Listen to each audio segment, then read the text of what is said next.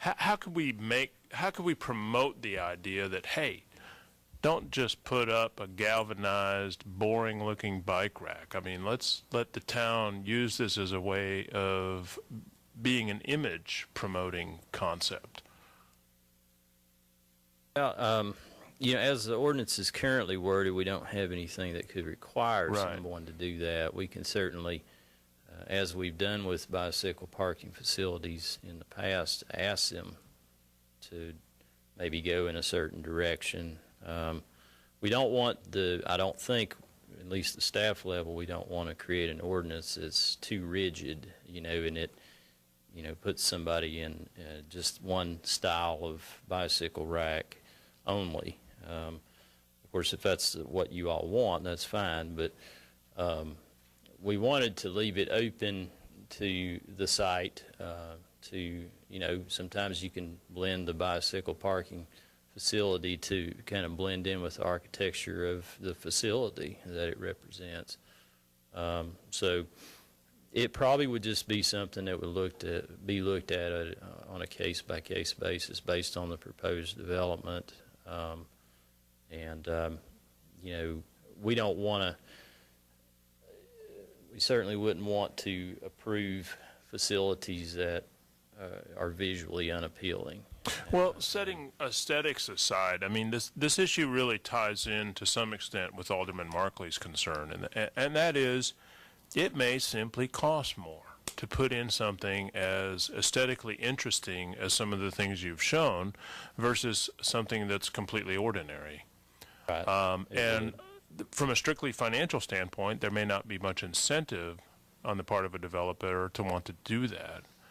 But I just wonder if there's a way that we can plant that seed, and if we succeed in doing it, let's say this passes, if we succeed in doing it the first 3 or 4 times it happens, then I suspect the rest of everybody else will get on board.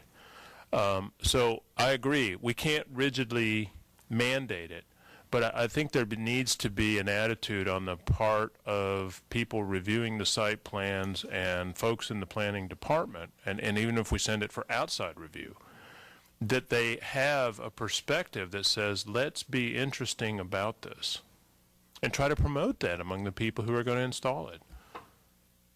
So keep that in the back of your mind. I think Ruth and I certainly would have that perspective, and we would want to work with the applicant, and pretty much everybody in the past that we've worked with has been very receptive to bicycle parking and making different modifications to the style of bicycle parking facilities. So I don't really envision that being a problem. The main thing I personally would be after as a bicyclist is that the facility is functional, that it does what it's supposed to do, that it secures your bike, because there are some bicycle rack systems out there that are not as good in that regard. So I personally would probably steer people away from those type of facilities. But Ruth and I and the rest of the staff would certainly, I think, work well with folks that come before us and try to steer them in an appropriate direction based on the type of facility that entity was producing. Well, my last comment is that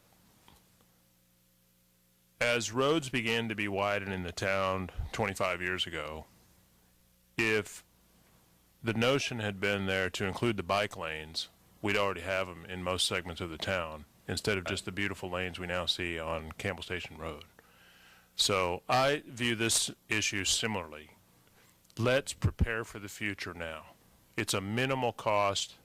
It's not an impediment to the development of any plan, and I think it would be a mistake not to go forward in improving this ordinance. Well, I respect what Mr. Williams just said, but I can't help feeling that the marketplace is the best arbiter of what's best for the marketplace. And if there was a demand for them, the stores whose interest it is to service their clients would have an interest in putting them in there. And so I'm not sure how big a demand there is out there for it, actually. And if I envision Parkside Drive with all those little stores, and with 100,000 or 150,000 square foot Walmart having 20, 30 bike racks out in front of it, the Office Max and each store down through there, rack after rack after rack. I don't think we're going to see them filled up. I think they are going to be, I think most people are going to put up probably the cheapest thing they can find, a simple galvanized thing that meets the minimum standard, because it'll be in their interest to do that. And we're probably not going to end up with what we want. And I can't help feeling that we're pushing this thing through without having thought it through enough, and that we're going to mandate something that's going to be unpopular and impediment to business, and probably not provide the results that we desire ultimately. So I will oppose it. Not on the basis that I'm opposed to bicycle racks, but I'm opposed to mandating a specific formula that I don't think bears any relation to reality, and I don't think we've thought this thing through enough to meet the aesthetic objectives that Alderman Williams spoke about. Alderman Markley, it was discussed at a great deal at the MPC meeting. It was, and the fact that before this even happened, that the people that came to build here in Farragut even wanted to put up bicycle racks, that makes me be more in favor of it. I mean, and we haven't had any problem with it so far, so, you know, I'd have to be in favor of it now.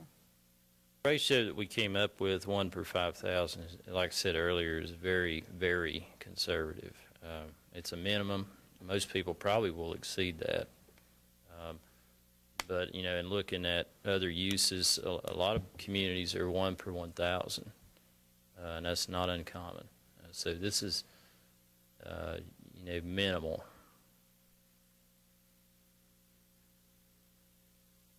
What if we tabled this for the purpose of thinking it through some more, maybe a workshop session to talk about things we may make as incentives for them to do it, but not requirements, for example? I think that would be very beneficial, and I also think that I think we might look at, if someone doesn't want to provide it or they don't have any ideas, that the town would provide one. If it's that inexpensive and we want them that badly, I think rather than mandating placement that we, I just think we need some more study on this. Second reading on this, we've already approved it once. Saying is we're going to postpone the second reading. I'll second that, if that's a motion. Well, it wasn't a motion yet.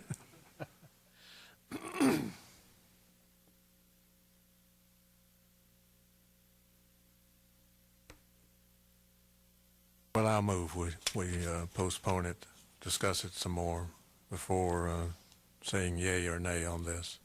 Second. All in favor say aye. Aye. Aye. All opposed? No. No. Okay. Well, we need a vote on the ordinance then. Well, I would just make the comment, Bob, I hope 20 years from now, you and I are both here as residents of the town of Farragut.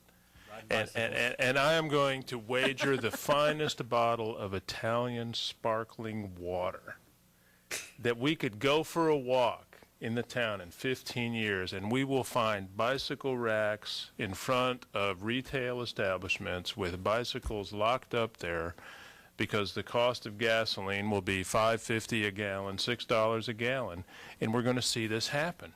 And I absolutely believe without hesitation that will be the case. And perhaps it's not something you favor to mandate it, but I do believe we ought to prepare for it. And I hope we take that walk one day, and if I'm wrong, I will buy that water for you.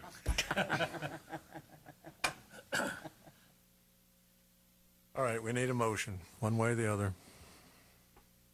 I'll make the motion to approve ordinance 1019. Second. All in favor say aye. Aye. Opposed? No.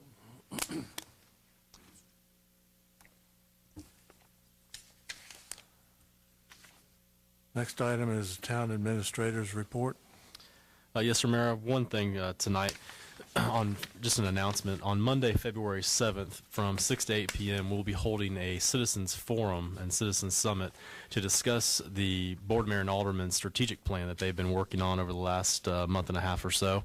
It's a 5-year strategic plan with goals and visioning process, trying to obviously talk about where the board wants the town to be in the next 10 to 15 years. So anyway, we have invited citizens and certainly would like to have any other citizens that would like to come to participate and be a part of that process. And again, that's February 7th from 6 to 8 o'clock here at the Town Hall Board Chambers. That's all I have, Mayor.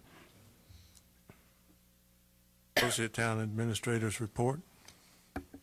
Nothing tonight, Mayor. Okay. Engineer is not here. Recorder's Report. 3 invoices for you tonight. The first one's Kramer Racing for $13,675.55. Mesco Lighting for $92,617.50. And Rural Metro for $14,374.98. Motion.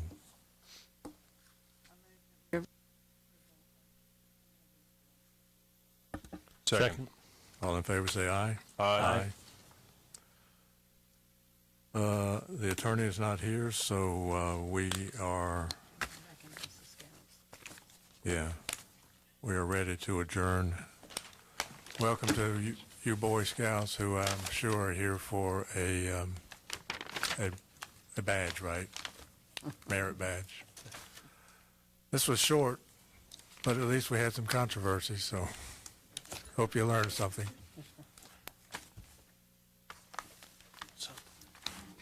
And we are adjourned.